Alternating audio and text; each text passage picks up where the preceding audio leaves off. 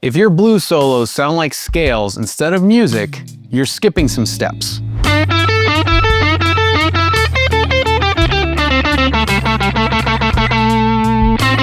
And now listen to this.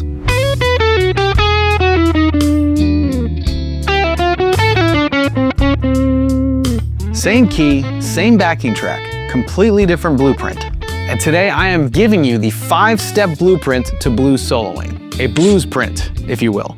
Step 1, we're gonna stop thinking in scale shapes and start thinking in chords. So we're in A blues, okay? A7, D7, E7. Those are all the chords to be found in the chord progression that you heard in the backing track.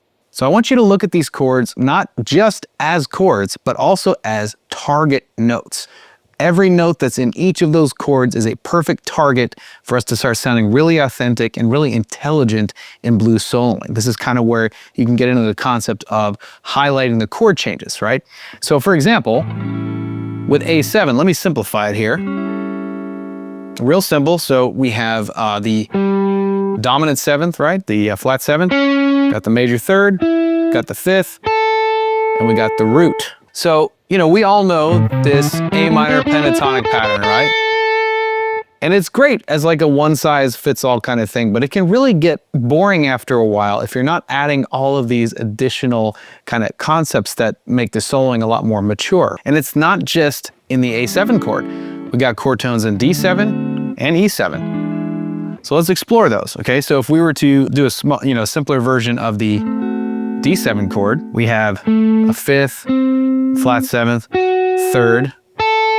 We got another 5th. All right, and of course, if you wanted to include the root, you can include the root on top. So with the E7, right here in this shape, we got root, 3rd, flat 7th, right? And the root here. These are also great for targeting, right? So, and notice how these are all within the neighborhood of the A minor pentatonic scale, this scale pattern that we all know and love, right? We can stay in this neighborhood and still accomplish all this stuff. So with the E7 chord, right? The 5 chord, we can go as just a simple example of a simple lick, and then implying the D7 chord, and then resolving back to the A7. And so when I was doing that, highlighting the thirds especially like really implies the next chord. And another thing I like to do is to play double stops when I'm highlighting these target notes, right? So over the A7, I really like highlighting that 3rd and 5th because they sound really great together, right? And then you can do something a little more fun and different on the D7, and then the E7. A lot of tension there, but resolves nicely, with the A7. So tension and release is a good thing. So check this out. I'm gonna play the backing track and focus on those little double stops.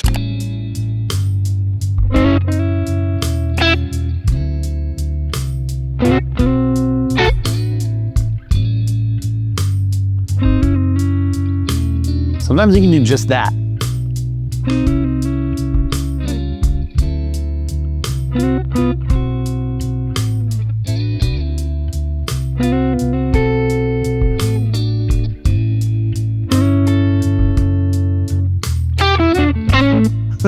And then start throwing in notes from the scale, right? And here comes the 5 chord. Nice and tense. 4 chord. That D7. And then.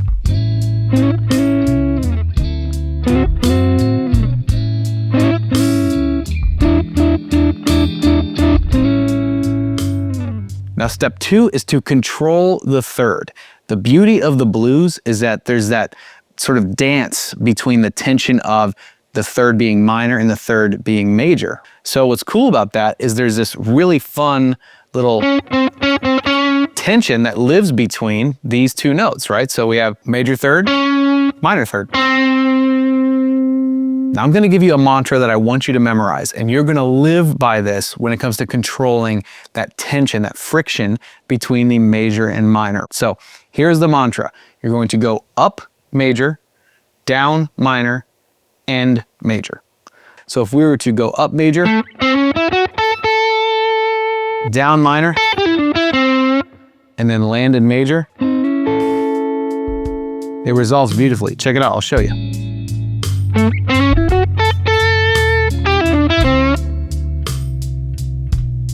Wait for it. So the licks don't have to be flashy, and I highly recommend you start simple just to really get the hang of it. Just like major third, technically going up, then you can go. There's something nice about that where you're going. It just works, you know, and then resolving it back to major. You can play that first lick again if you wanted to.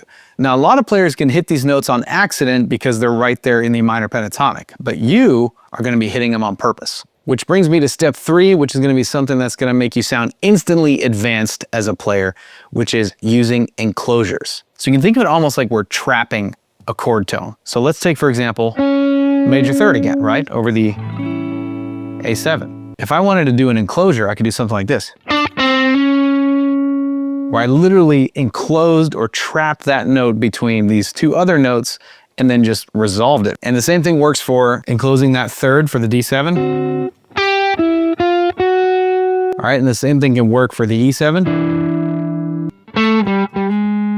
You know, if we were to keep it really simple and right within this neighborhood, that's how I would do it. And when you use enclosures on purpose, it sounds intentional and it sounds composed. So I'm gonna throw the backing track back on and show you what I mean. We got A7,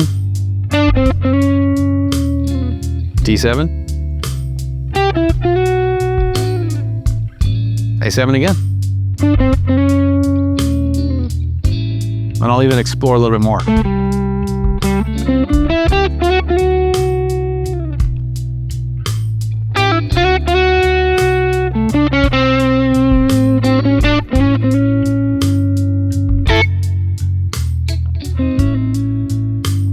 Here comes that 5 chord.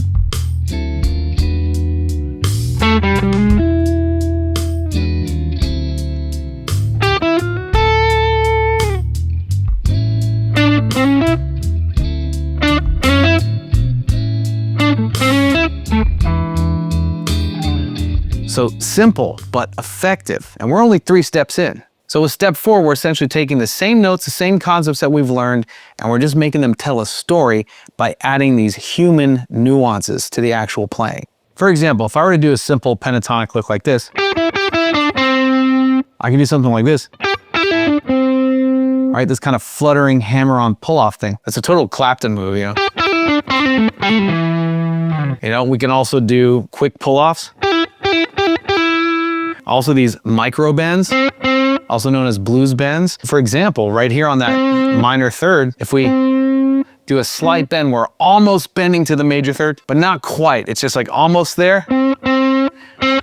There's attitude in bends like that, you know? There's also like those little slides that I've been talking about, right? Going, just sliding into a note that you want to go. It works great with enclosures.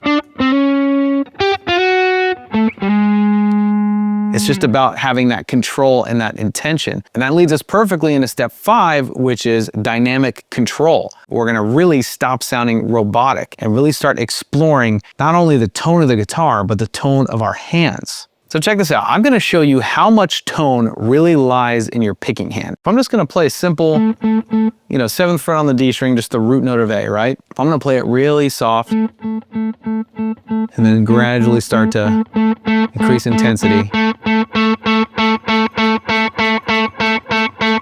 and bring it soft again. So these are all very characteristic tone changes that are happening just based on how hard I'm hitting the note. So compared to.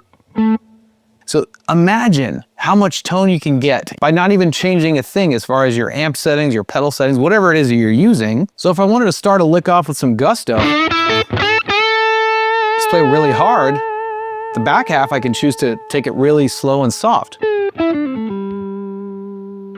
Right? And there's just so much that you can explore there, right? So really vary it up with your pick attack. I mean, you'll be surprised the kind of tones that you can get. And another important part of dynamic control is knowing your guitar inside and out, as far as like, what kind of tones can your guitar give you with the controls? So this is a Strat, and I got a 5-way switch. So switching the pickups, we can do.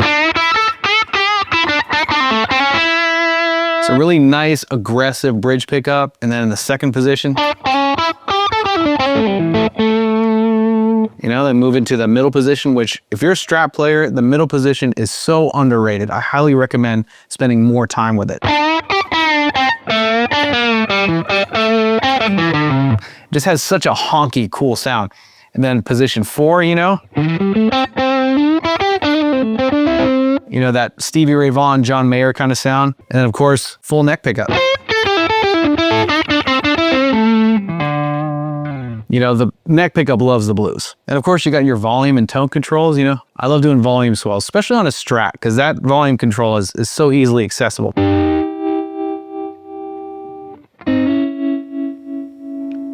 You know, and then with the tone control, you can go. It's a whole nother kind of filtering effect. So it's so important to take the time and explore all the ins and outs of the sounds that your guitar can give you so you can pull them out on command and make them work for you. And another thing that just screams dynamic control over your playing is picking with your fingers. So if you typically use a pick, like I do, I like to just tuck it back in my hand, and then I'll just use typically my thumb and my first finger. And my thumb, I generally like to use it to play softer. And then, even when I dig in a little bit, it still has a nice soft attack. And then with my first finger, you know, I can really kind of get under the string and kind of pop it, you know. It's almost like a chicken picking.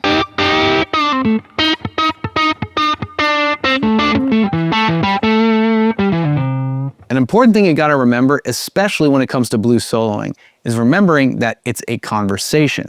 And when you have all these different ways of saying something, you could literally solo nonstop and never get bored. So here's my challenge to you. Next time that you solo over an A blues, follow this blueprint one step at a time. And if you want to see how to connect this blueprint across the entire neck, I got something for you right here that shows you exactly how to do that.